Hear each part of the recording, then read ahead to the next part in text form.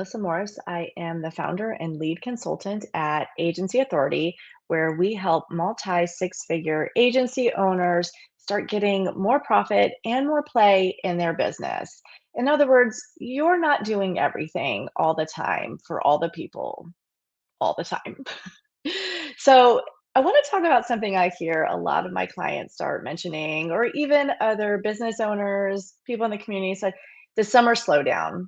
I think it's, this common idea. Things are slower in the summer, particularly if you are in a space of life where you have children at home, or maybe you work with people who have children at home. This can be a common period where it feels like things go on pause for a little bit. And I'll hear that, "Oh, we're just in a slow period. We're in a slow period. It's just kinda quiet. It's kinda quiet." And so my question to you is, wasn't if what if summer wasn't a slow period, but an opportunity to actually start having time and brain power and space to work on all those things that keep getting pushed to the back burner when life is busy? And look, trust me, I want you to have some downtime too. I know you have earned it because, as I said at the beginning, I know you're often the person doing all the things all the time for all the people. And I don't want summer to feel like that too. But what I think we can do is embrace what feels like a quieter period and use that opportunity to reflect, internalize, and actually use the space that we have intentionally without it feeling like summer blows us by. August, September hits. We're back in school with if you have kids, or your clients are ready to hit the ground running. Everybody's coming in with that energy of, okay, the end of the year, the last push before the holidays, right? Like we know this cycle happens. So, how can we just be intentional about the next few weeks, couple months ahead of us? So then that way, when that time comes, we don't find ourselves just like back on the hamster wheel. I think a lot of times in our businesses, we start to fix things when the pressure's on, right? When are we actually taking time to focus on time tracking and look at our numbers? When profit margins are feeling thin, when payroll's feeling real heavy, when a couple of late payments has us feeling stressed, or contract renewals have us spinning our wheels, then we're like, oh, we need to implement time tracking. We need to start looking at our numbers. We need to do all the things. When do we actually get better about delegating? When it's the third night in a row, we're up till 11 o'clock working on a presentation somebody else was supposed to do, or we're still in that client meeting and part of that project that we thought we were going to be out of 2 months ago. All of a sudden now we're like, we need to fix delegation. We need to look at our project management tool. We need to start getting focused on this, right? We tend to live in this very reactive kind of situation.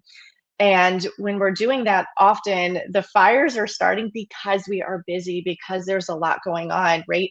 Those busy periods start to stress the foundation and cracks start happening, and then stuff starts falling right through those cracks.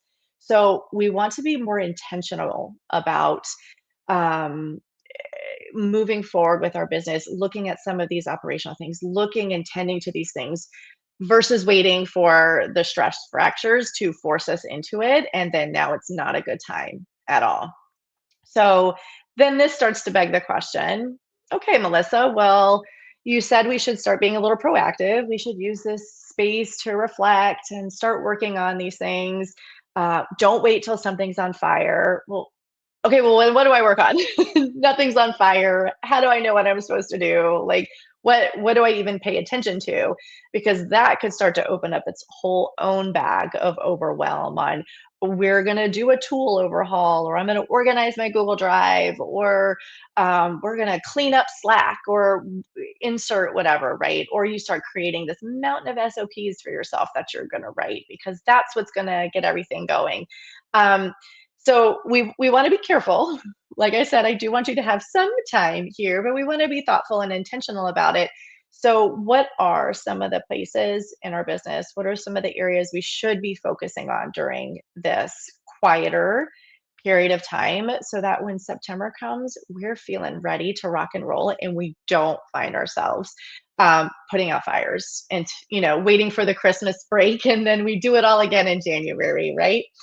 So, In my years working with agency owners, I have found that implementing my top framework routinely helps them get ahead of the curve, start to anticipate where they are going to need to do some work, where their business maybe does have some cracks in the foundation, where any sort of stress is really going to start to strain that and create some issues.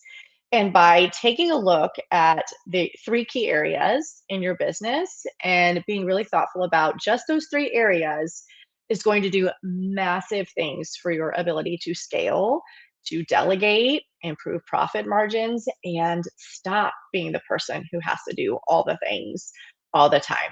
So these three areas are part of my top framework. So TOP. So T for team, O for offers, and then P is for your processes. So let's look at each of those. So we have our team. If you're out there, drop a little comment. Oh, actually, you don't have to drop a comment because you may not want to confess this.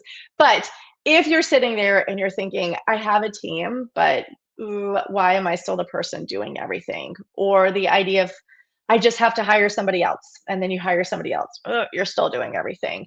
Or that wasn't the right person for the role. I needed somebody else for the role. You're still doing everything. This is really speaking to probably less about team. There's nuance there, but not necessarily that you're always bad at hiring or you're a bad leader or any of those things. Routinely, if you have team members that are lacking accountability, you feel like they're routinely asking the same questions over and over again. You're wondering why they don't feel empowered to lead and manage, like they have experience. What is going on? It's probably not um, that you're a bad leader or you're bad at hiring. It's probably training and that they're not equipped with the right container to work in. So I will talk about this a lot if you follow along.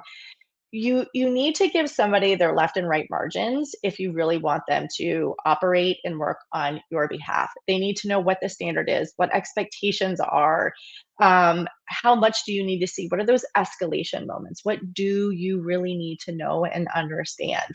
So I would say if for you, a pain point, if you're nodding along while listening and saying, yeah, that actually feels like me. I don't feel like my team will really take ownership of the tasks assigned to them. I still feel like I'm really getting pulled in. For me, this is a red flag that we need some role clarity and they need to understand some standards and expectations of what you want from them, right? Because they're struggling to know what's a good job and what's not a good job. And some of this starts to roll into like standard operating procedures and tool. Like these three pieces, your team, your offers, and your processes really do all start to work together. And that's why I talk about them together a lot. But like each silo of those, the things you have to do will look a little bit different. So I think if you wanted to pick team as your initiative for the summer, then I would really pause and reflect. Are my roles and responsibilities really clear? Do my team members know their left and right margins? Do they know when they can feel empowered to make a decision and go and run and when they need to check in with you, right? Like where are they at in there? And do they have enough training and knowledge about the way you do things to truly own the task? If you find your piecemealing and dripping tasks to them, it's not going to be surprising that they're coming to you with lots of questions because they don't have the full circle. They don't have the 360 of what's actually expected to them. They keep getting dripped these tasks, which is part of your roles and responsibilities. So that could be a good thing to focus on. Or am I really clear about the roles and responsibilities for my team members? And have I given each one of them their left and right margins? Do they know where they are empowered and when they need to escalate? Okay, so now let's talk about the O in the top framework, your offers. So during the summer slowdown, it could be a really good time because some clients are on vacation, maybe some projects are on pause or in a lull, is to go back and look. How much time are we spending on these projects? Are we routinely going out of scope? Where are we losing our clients? Where are our clients getting really confused? Where are my team members getting really confused? Where am I fielding another question in a team meeting where they're asking me if so and so can have access to whatever, or if they're also going to be at the meeting, right? Like, where are there points of confusion about what you are doing for your clients, whether that's internally or externally, either your team members or you're saying, like, we don't really know what this client bought. Like, we're just not sure what we're supposed to be doing for them, or the client is coming up asking for lots of things that were not included in their scope, or they're looking at you saying, I don't really know, are we supposed to be working on this? These would be flags that there's points of clarity needed in your offer. And then time spent. Do you even know how much time you're spending on your offers? Is that matching up with how much it costs you to deliver on those offers? And what you might find, which a lot of businesses I work with see, particularly as you're moving through this multi six figure stage, what is usually happening is you are in a bit of a transition period. So you probably still have some legacy clients, maybe even one or two big ones that feel like anchor clients for your business. So you might have a couple of legacy clients where you're like, we do this thing for this client, but we're really not going to do it for anybody else, right? Or you might have some really small clients that have been with you for years. They signed on, you've doubled your rate, tripled your rate since they came on, and they're just still plugging along with you. But then you also are like eye ahead to, okay, as I'm getting better at my craft, as my team is growing, as we're getting more efficient, there are probably bigger projects that you're able to take on, more complex projects you're able to take on, and therefore you're commanding a higher price. So it's not uncommon to feel like you're living with one foot in each world, and then now you're looking around and saying, well, no wonder my team doesn't really know what each client needs or is included in their package, because it feels like a total grab bag. Like, who knows what's in the scope of work? Let's all go find out together. We want to avoid this. If you are going to effectively scale and build a sustainable business that doesn't require you to do every single little piece of it, you need to have an offer that is repeatable and scalable. Okay. So this doesn't mean it has to feel cookie cutter. This doesn't mean it has to feel cheap or generic. I think a lot of people business owners start to bring those two together. But no, like, we offer a really strategic and really custom and really this, then that is going to be very difficult to scale and for you to get out of. So how do we start to create offers that feel standardized? So also, if you follow along with me, you'll hear me talk a lot about standardized offers, productizing a service offering. And this is where you would really start to lean on a framework. So I'm not going to go down that too much. We'll do a live on that another day. But I think if these are feeling like the pain points in your business, right? Of like let's all go see what's in the scope of work together, because who knows at this point? Or you're like, well, this client gets this, and this client gets this, and this client has this other special thing. This is a really good place for you to start during your summer slowdown, is to say, where can I start creating a more standardization in my offer? Does that look like a framework? Does it mean just letting go of a couple of service offerings that I've really grown out of, don't really serve me anymore? Maybe letting go of couple of pieces of scope of work that really do just rely on you. And can we work ourselves out of that and just start to let those go? Where can we start to create some really clear packages for our clients? And this will not only help your team know what they're supposed to be delivering on, but it's really, really valuable to your client. And I think this is the thing a lot of business owners miss, is they think by having what feels like a standard and a clear offer that they're selling to everybody, that clients are going to feel like it's not special or it's not high quality or all of those things. And that's just not true, because I can tell you, a happy client is one that is informed. They feel really clear about what they were about to get. They know what progress looks like. They know what the end result is going to look like, and they're experiencing a great transformation. That's a really happy client. And you're going to get all of those things when you have a really clear offer, right? Like, you have clear offers, you have a clear sales funnel, and everybody knows what to expect. So your steps over the next couple of months, if this is ringing true for you and you're feeling like, oh, okay, I'm feeling a fire getting hot as you're talking about this, Melissa. This is your clue that you need to start focusing on your offers.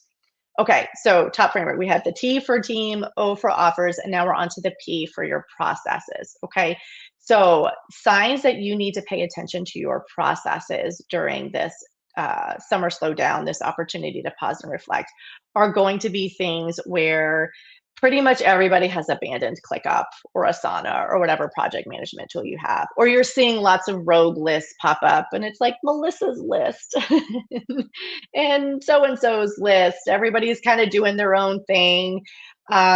You will have a lot of meetings.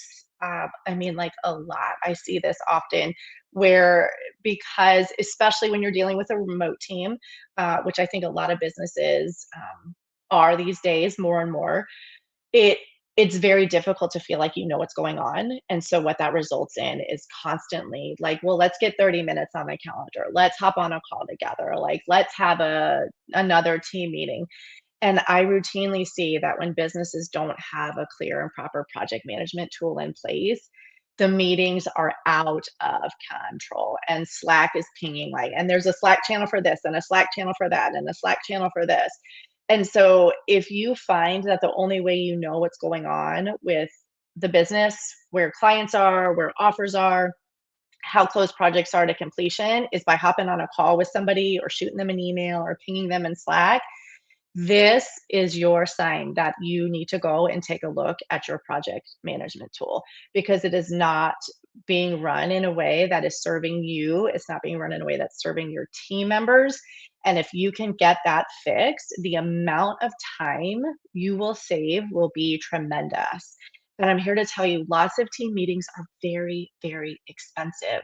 If you are constantly having 2 and 3 team members hopping on a quick call, hopping on a quick call, hopping on a quick call, not only is it just crushing your utilization rate because they are spending a lot of time on internal tasks, they're also costing you a lot of money, because that is 3 people sitting on a 2-hour call talking about a project and rabbit trails and this and that, with when all that time could have been spent on a project. And you're left thinking, we need to hire, but there's no money. Like, I don't understand. That's probably why.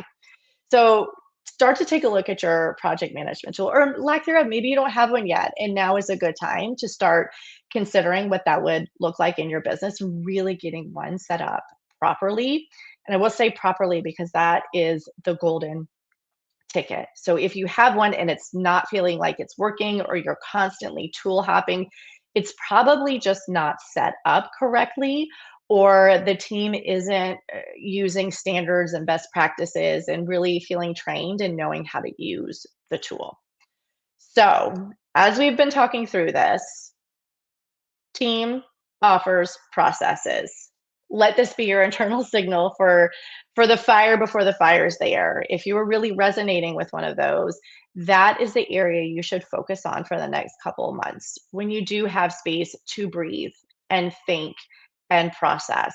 And I would say, don't waste it organizing Google Drive right now. That's probably actually not the most impactful thing you could be doing.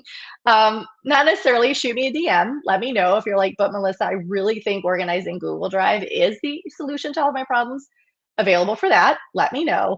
But I think we can get caught like tinkering, moving things around, shuffling things, when we really just need to focus on 3 key areas: your team, your offers, and your processes, because getting those right will lead to a sustainable and scalable business.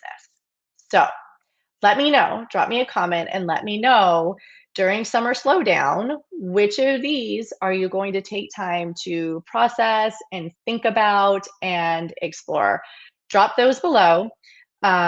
Shoot me a DM if you have questions. If you're not sure, if you're like, oh, I don't know, I feel like I should be working on both, or this is my problem. What do you think I should pay attention to? Let me know. I can talk you through that. And then you, my friend, the people who are going to take action, focus on this. When September hits, October hits, you are really going to be ready to crush it. And your fall is not going to feel frantic and full of fires, but you're really going to be seeing the fruits of your labor, and just be really glad that you spent this time just sitting in this and reflecting and using this time intentionally to make some really big shifts. Well, small shifts that will make big change later. So, thank you for joining me, and I look forward to hearing which you're going to work on.